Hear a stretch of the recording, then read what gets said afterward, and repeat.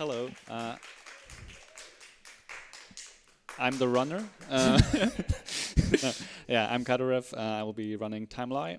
It's because it's about time and it's a lie. I have with me Toka, who has I've also played the game. played the game. Yes. Okay, fair enough. And the easiest thing to do is probably just to quickly show you what you're supposed to do when you casually play this game. So you can see at the bottom I have this kind of timeline. Think of it like in a media player. You go to the right, time goes forward, and obviously the opposite is true as well. And you can see the enemy always does the same thing. And the idea is that you then click on like the floor, and your character moves along. And the goal is always to get to the white exit. Yes. And However, you have full control over time. That's the big, like the main gimmick of this game. Yes. And the idea will be that the less stuff you see, the better. Because Paradoxically, maybe. exactly. Yeah, so we will have a few options to speed up gameplay. Yeah, so I'll start in 3, 2, 1, go.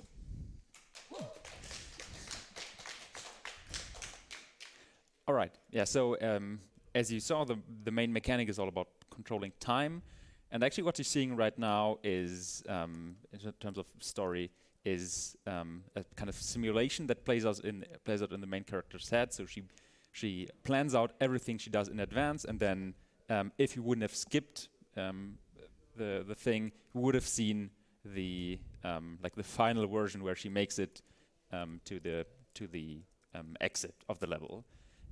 And the objective is usually pretty simple. There are some levels where it's not an exit door, but it's something else. We'll get to that eventually.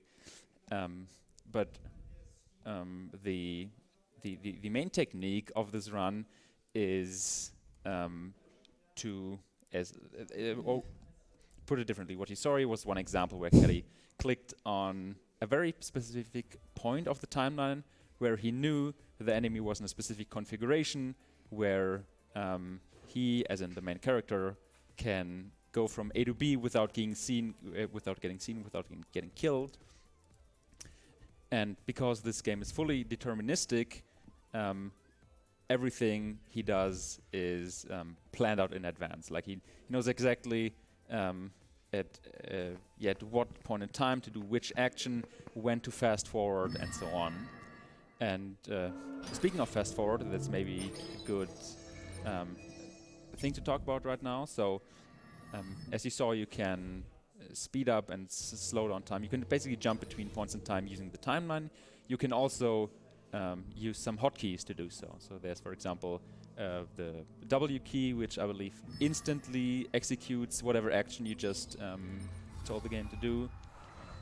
You can also, in theory, move on the timeline a bit slower, like with A and D. But of course, the fastest is to know exactly where to click. So there are certain setups as to what point on the timeline to click, and then do other actions. That's it for the basic mechanics of the game. And here we are already at the end of the first world, which is kind of a tutorial world. Not really. There's actually an intro level, which we skip by playing NG+. So the reason this run is NG+ all rounds is that everything is all unlocked already, and we can skip all cutscenes. That's the only difference. There's no difference in gameplay other than cutscene skip and this intro level, which doesn't really add anything. Yeah, so that's actually a very good explanation of everything. You also may have seen a cat somewhere in between. So for now, we've only played as the girl. Soon enough, we will play also with the cat, which adds obviously another dimension. And we will get to switch between the two characters. I think we can talk about the last level of each world again once we're at the next last level. Oh yeah, absolutely. Yes. Right, so this was an example of a very specific point in time you need to hit. Intentionally, there was no skip here or anything. It's just that you have to kind of get to the precise moment where you can move from A to B without getting seen. And now, this level, or this type of level right here, that was a misclick, is one we'll see now and then in the, I think, fourth world again. So it's getting introduced and then basically the Not idea is used. getting dropped until later, like whatever. Yeah, so you can see the level slowly disintegrates, so you are like kind of on an additional timer, so to say. Yeah.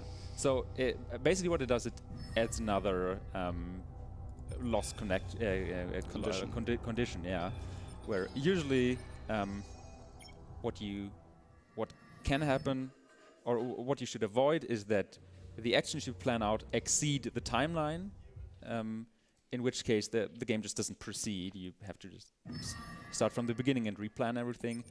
And the other obvious thing is that the enemies should not see you. That mechanic of kind of manipulating the enemies, that's of course very much intended, although because Caddy does things so quickly, it's kind of hard to spot what he's doing. But one of the main mechanics is with the cat you can press space to meow, and that has a certain range, and if there's an enemy close enough to the cat when you meow, as you saw there, the enemy notices and turns around, and that in turn allows the girl to bypass the enemy. So it's in this chapter is a nice interplay between the two characters, and we'll see more of that later on. Like later on, the girl will also get a move to kill enemies to help the cat. So it's a very interconnected kind of two-character puzzle game, if you will. Do we have a small moment for a donation? Small moment, yes. Yes, we have $5 from Sphere commenting, "Pet the cat." Do it. I have some very bad news for you, my friend.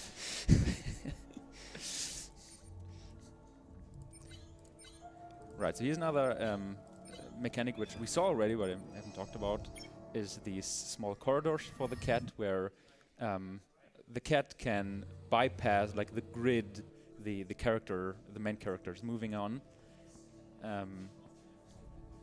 which it kind of looks like the main character should be able to crawl through that maybe, but to no avail. So as you saw on the last level, or the same thing here,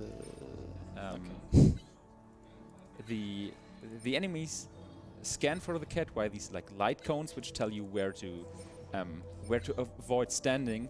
But here, if the cat is behind the gate and the enemy cannot get to it, there's no way for the enemy. It just drops the alert, and in this instance, the girl could bypass everything. That brings us to the last level of World 2. And the last levels are always a bit different, as you can probably tell from, yeah. Indeed, yeah. That was already the case in the first world, but there were other things to talk about. So this last level, as you're seeing right now, has multiple layers to it, where your objective, of course, the final objective is to complete the level, but in order to do so, you first have to collect these purple crystals, which in turn will restore a certain part of the level, which then allows for new paths. You can get another crystal, and you basically unlock new routes, and eventually, once all the crystals are collected and the level is complete, you can finish it and finish the world basically. And same applies also for enemies. So that enemy right there. Why am I talking while trying to solve this? Oh yeah, it's true. I know what you want to say. So when the bridges were broken at the start of the level, the enemy took another path because it needs ground underneath it. But once we restored these bridges, the enemy did take the shortest path from A to B for patrolling. So not only does the level layout change, but also the enemy behavior in this case, which does make things more complex or like different on different playthroughs of that final level. So it's a nice little gimmick to end the world and to kind of test the players' abilities and what they've learned so far. Okay, so now for the third world. We're already halfway through. It's crazy. This is a level which you may see again later on. Just keep that in mind. This layout with like 4 enemies around the table and everything. That's all I'll say for now. You may also notice it's only the girl again, so at the start of the third world they get split up, but they will maybe reunite later on. Right, yeah. Yes. Yeah, so here there's another thing. There's a very specific point in time when you should start the action, because if you do it a little bit too early or late, the enemies will spot you. Although this is no skip, this was intended. For there's certain other levels where you have to be really precise because you skip something or you do something unintended, which is only possible in a very short time frame. In this cutscene, the girl learns a new way to use her crystal abilities there. So far we only were able to use them to repair certain elements of the map, but now we can also use them to destroy these robots. That's right, yeah. And actually we are killing more robots than we theoretically need right now. It's not losing, well, is it losing time? I guess in this a tiny fraction, amount, yeah. but it will be very beneficial later on. Same thing for, I believe it's this level, right? Where Correct. you will see now that Kelly will hit this green switch and kind of chill out and then hit it again and leave. That's not because this level requires it, like the puzzle here, No, wait, what? but because we will benefit from it later on when we'll revisit, spoiler, revisit this level, but from another perspective. So, like you sacrifice, quote unquote, like 1 or 2 seconds in order to gain a lot of time later on, which is also a very interesting routing aspect of this game, because you play several levels multiple times, and on the following playthroughs of the same level, the actions you did on the first playthrough are saved. So it's not some default set, but whatever you did earlier will be the thing that also happens later on. So, in a way, unknowingly, if you play the game for the first time, you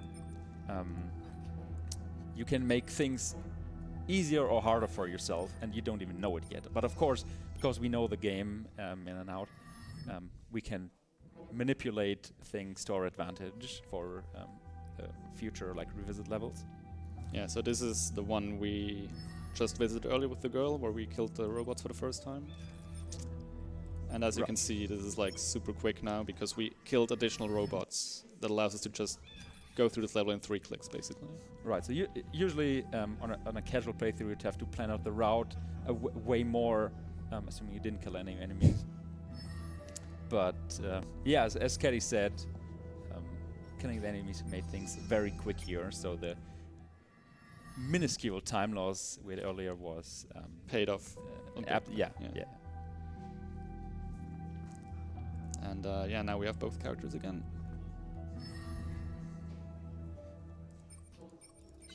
Right, so there's an interesting mechanic quote unquote here with the 2 enemies. So right now they were synced all the way, so there's basically no way around them. And if you use the meow at a very specific time, they become desynced, and there's a small path the girl can take to go around, and then in turn help the cat by killing the enemy. It's a very nice kind of symbiosis in a way. At least when I played it originally, it felt very satisfying. And this should get us to the... No, it's not less. No, it's still a little bit to go. Yes. No, yes. So this, I think this is another level where we trap the enemy in a corridor, or one of them. Correct. Because there are 2 enemies here, but only 1 crystal, so we can only kill 1 enemy, and the other one we take care of by trapping it. That I don't know if it has happened already in this run, trapping enemies, but it will certainly. It's not the only time this will happen. Yeah, something that also happens in this game is that the longer it runs, the longer the load times become. In case you couldn't tell.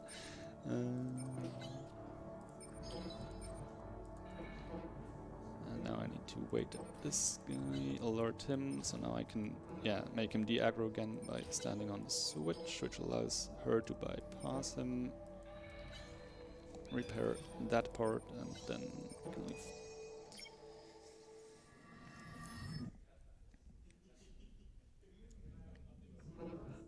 So that should bring us to the second to last level, which has a lot of doors and switches. Yeah. This can go horribly wrong if you like misclick or misremember. Absolutely. Yeah. Not jinxed.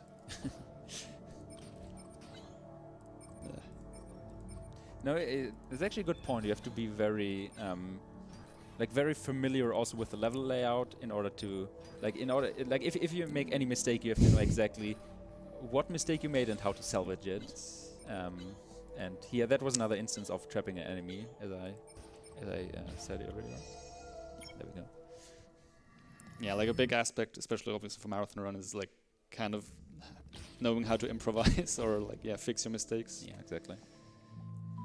Because like the most common thing that happens is one of your clicks doesn't register or doesn't register where you want it to, and then you just automatically press the fast forward button and like things go completely wrong. Yeah, and you have to know exactly like what happened, what went wrong in this whole time that was fast forwarded.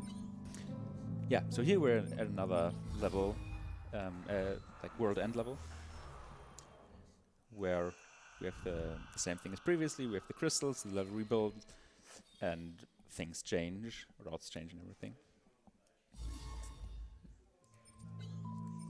Actually, I don't know whether it's always 3 crystals or whether that's it's always 3, right? Yeah, so the concept is always the same. And in this case here, the objective, as you maybe also see already, is to get both characters to the middle of the level, for which there's only one bridge missing. And once that enemy's taken care of, yes, clearly this is in range. the cat can open the doors, everything rewinds, and then we get to play out this very intense and very necessary final party. Yes. What is the solution? Oops. Made it. Clown emoji. Yeah, so like the third world had the most levels out of all of them. Given some of them were rather short, but like level 4 has like I think 6 in total or something compared to 18 or something in the third world. And you also see, since we're running on New Game Plus-ish, the first or the last level is always the one that the cursor is on when you enter one of these worlds. So we always have to scroll to the very left to play them in order. Right. That's a very very small difference to an NG run. But yeah, as we said earlier, in terms of gameplay, it's the same run, which is really why this category is objectively to be preferred. Like only the boring parts are being cut and everything, like cool stuff stays.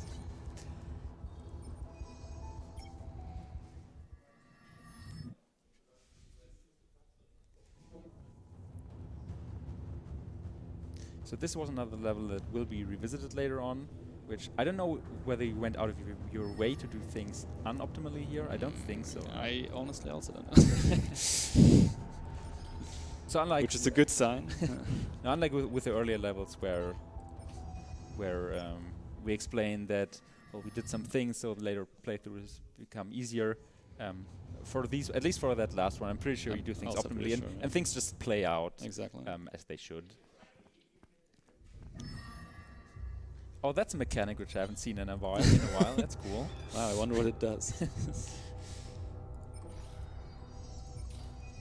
Very cool. Maybe a small mechanic thing I haven't talked about before is how the instant fast forward actually works. So if you tell a character to, for example, go to a certain position, but it cannot do so yet because, for example, there's a door in the way. That was the case in the final level of the last world. Then it goes, the character goes as far as it can, and as soon as, for example, the gate opens, it continues to execute the command. So you can, for example, tell the girl, well, please go to the exit portal or whatever. And although there are still doors in the way which are shut, once the second character, the cat, opens these doors, the girl will go to the end of the level automatically. So that's a nice thing to keep in mind when routing this game originally. I'm having a brain freeze. Oh, okay, never mind. I don't have a brain freeze. Yeah, so this is the last level, like the last level of whatever, you know what I mean. And it's by far the most complex. I know what you mean, but what about everybody else? Yeah, it's definitely the most complex one. No, you're the wrong one. You're the cat. You need to go here. Yeah, that also makes things. Correct me if I'm wrong, but I feel like that makes things the most difficult. Like these are the most difficult levels in a sense because you play through them 3 times, but each time your inputs are different. So I would know because I'm a Spiral Fusion runner, because it's the same thing really. You see the same level 3 times, but things change. Okay. Although jokes aside, he's of course more like it's way heavier on the brain power,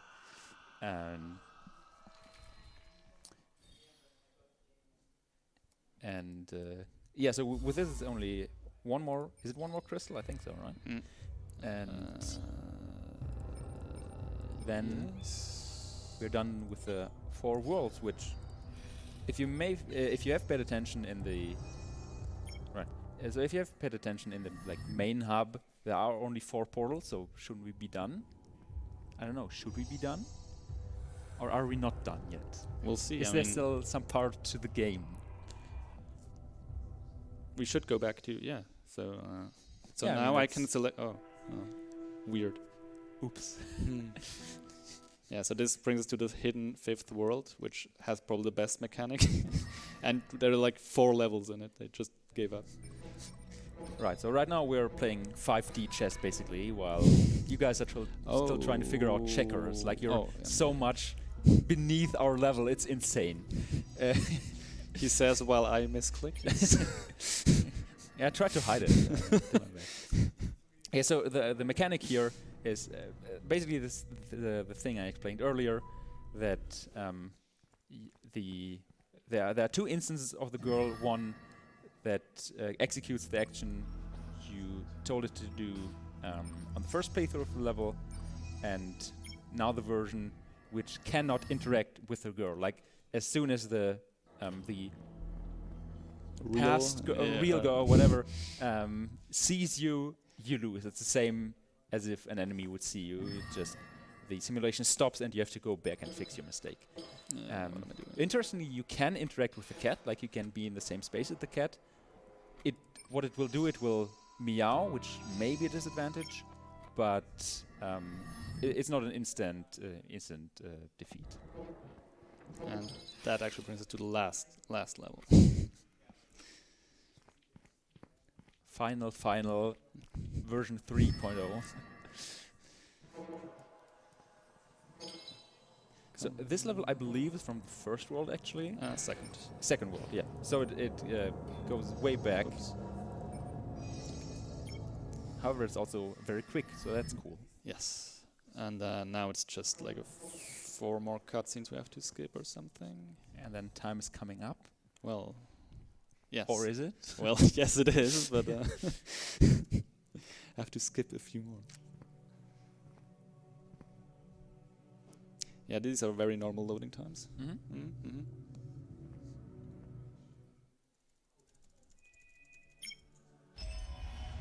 One more. Final cutscene. And time. Yes. Thank you very much, Toka. You may have noticed that Toka took over like 95% of commentary, which is mainly because, it's very common for point-and-click games that it's like mainly just execution and memorization and like going through your brain what you have to do, and talking at the same time is somewhat difficult. Yeah, so that's very much appreciated. Very heavy on the brain, absolutely. Do you have any experience with point-and-click games? In case you thought, wow, these point-and-click runs look very cool. I don't understand anything, but I'm impressed. Good. I have some good news for you. because tomorrow at 4 p.m. I will run a point-and-click game that's very fast, and Caddy will explain everything. Oh, will I? Surprise! Good to know. Okay. Yeah. No, thank you very much. That's very much appreciated. And yeah, that's it for me for today at least. Next we have some cluster truck action wherever Heinke is. There he is. Okay. Already. Okay. Yeah. I think Cluster that's truck. Let's yeah. go. Woo-woo. Thank you. Thank you very much. Thank you very much, Cadarev, aka The Runner.